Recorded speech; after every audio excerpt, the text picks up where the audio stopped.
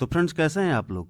आज हम लोग ऑल सब्जेक्ट ऑल चैप्टर में क्लास 12 के सब्जेक्ट हिस्ट्री यानी कि इतिहास के चैप्टर 1 के 30 VVI ऑब्जेक्टिव प्रश्नों को देखेंगे।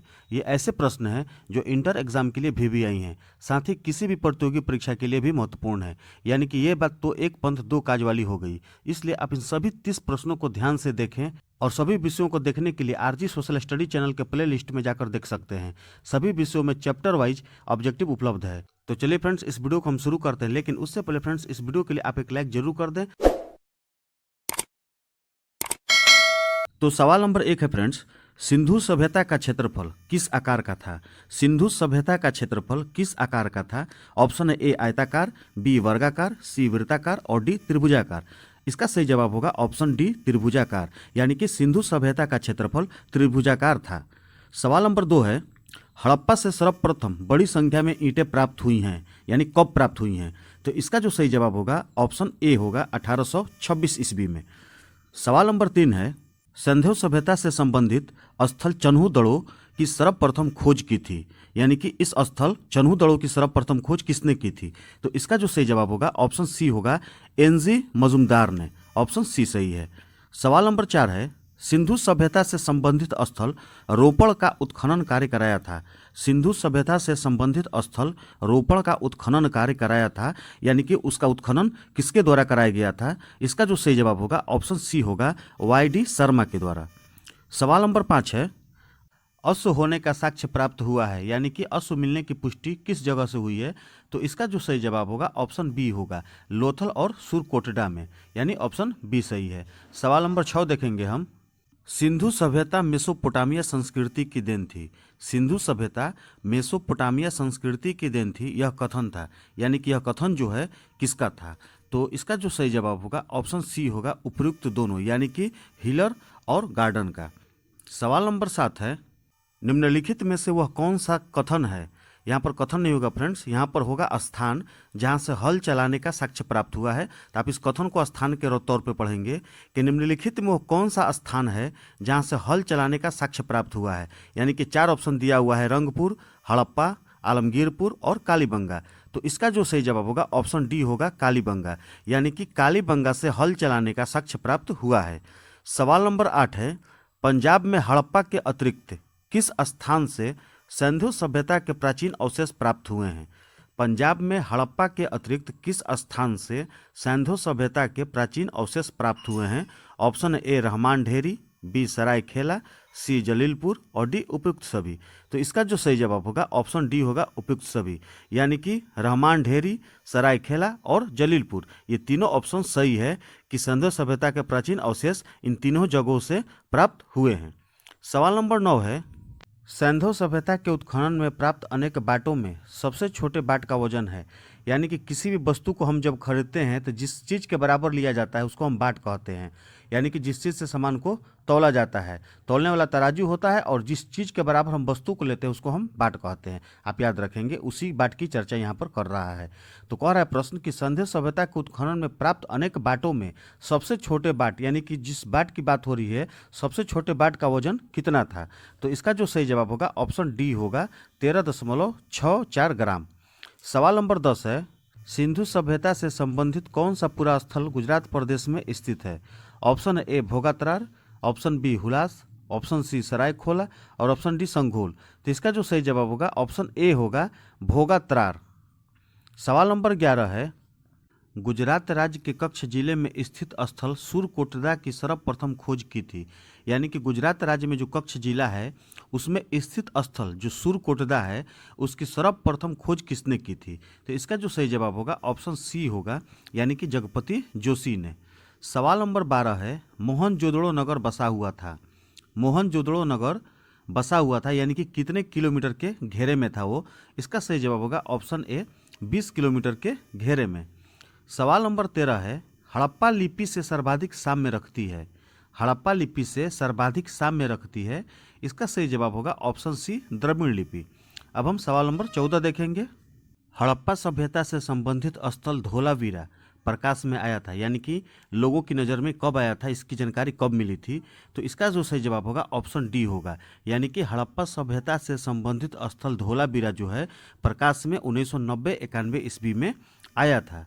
सवाल नंबर 15 है, हड़प्पा सभ्यता से संबंधित स्थल कुतांसी स्थित है। हम कुतांसी को याद रखेंगे फ्रेंड्स, तब जाकर ये प्रश्न हमारा याद होगा कि हड़प्पा सभ्यता से संबंधित स्थल कुतांसी स्थित है, यानी कि कहाँ पर स्थित है। तो इसका जो सही जवाब होगा ऑप्शन सी होगा, गुजरात में, यानी कि गुजरात में कुतांसी स्थल है।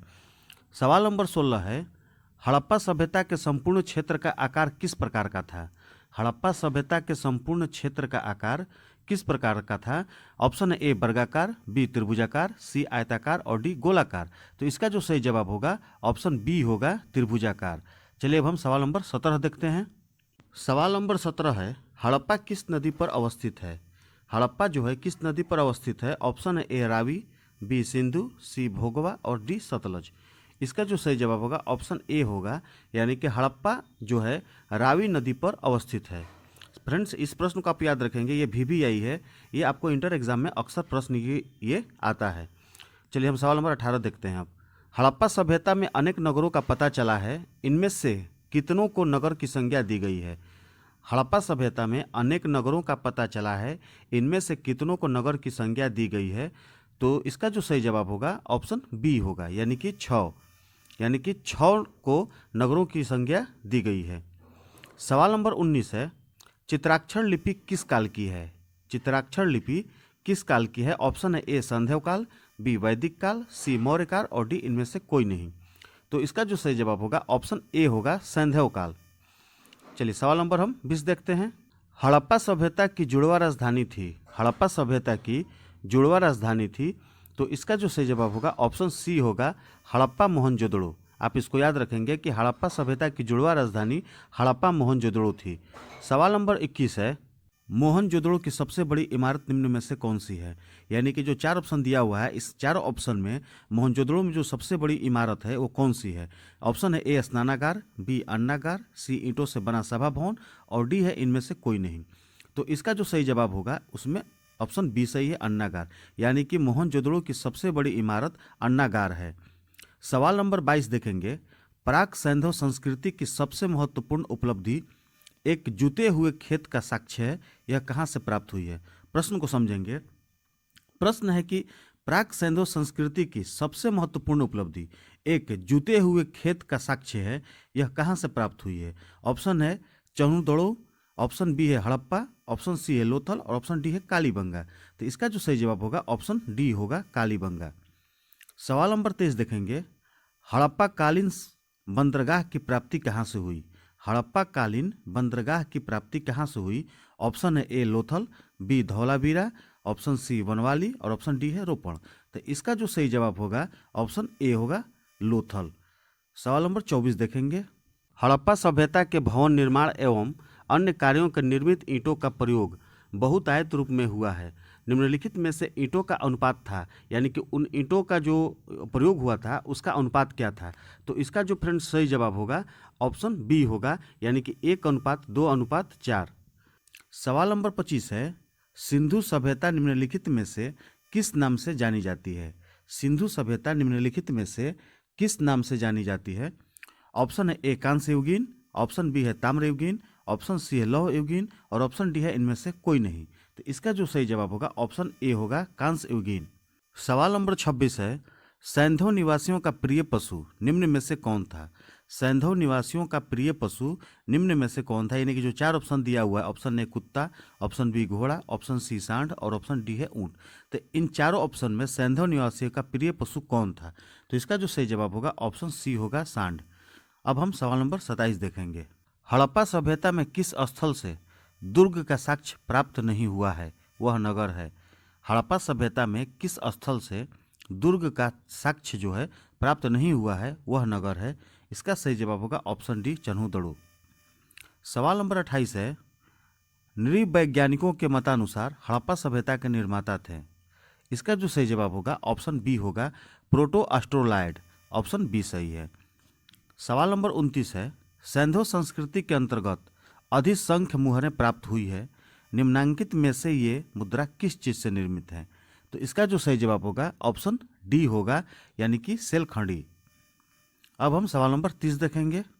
सवाल नंबर 30 है, सैंधव स्थलों के उत्खनन के दौरान मोहनजोदड़ो से प्राप्त एक मुद्रा पर पुरुष की आकृति जो कि त्रिमुखी है की पहचान सर जॉन मार्शल ने निम्नलिखित में से किससे की है? यानी कि इन चारों ऑप्शन में से जो दिया हुआ है, ए विष्णु, बी इंद्र, सी शिव पशुपति और डी ब्रह्मा, इन चारों ऑप्शन में से किससे की है? तो इसका जो सही जवाब होगा ऑप्शन सी होगा, शिव पशुपति।